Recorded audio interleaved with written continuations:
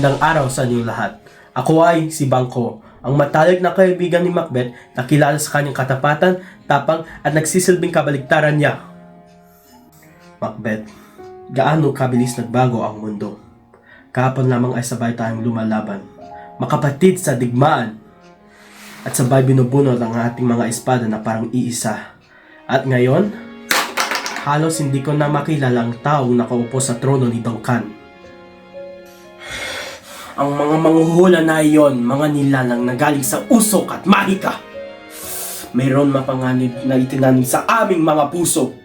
Sa iyo, Macbeth, ambisyon. Sa akin, isang anino na kinabukasan hindi ko hiniling. Magiging ama ako ng mga hari! Isang propesiyang para sa dugo at hindi sa kamay ko. Nakikita ko kung paano niya ako tingnan ngayon. Matamis ang kanyang mga salita. Ngunit, sinusuri ako ng kanyang mga mata na parabang panganib na dapat mawala. Wala naman akong masamang ginawa sa kanya. Ngunit, binaluktot ng takot ang kanyang isipan. At ang takot ay isang malupit na guro. At ang anak ko, si Fleance, wala siyang kasalanan sa lahat ng ito. Ngunit, nararamdaman ko ang dahan-dahang gumagalaw papalapit sa kanya ang madugong tabag ni Macbeth. Kung tunay naniniwala si Macbeth, ang aking mga anak ay magiging hari balang araw, anong hakbang ang kanyang gagawin upang matiyak ang sariling kapangyarihan?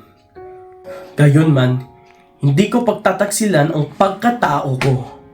Hindi ako tatakas at lalaban sa aking magiging kapalaran. Hayaan mo habulin ni Macbeth ang korona sa kadiliman.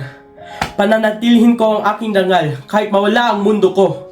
At kung tumating ang panganib sa akin, harapin ko itong bukas palad at handa anumang oras para salubungin ito.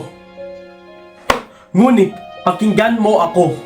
Ang isang propesiyang ay hindi namamatay kasama ng tao may dala nito. Kung ako'y bumagsak, ang aking dugo'y patuloy na dadaloy patungo sa hinaharap. At hindi ito mapipigilan kahit sinong hari.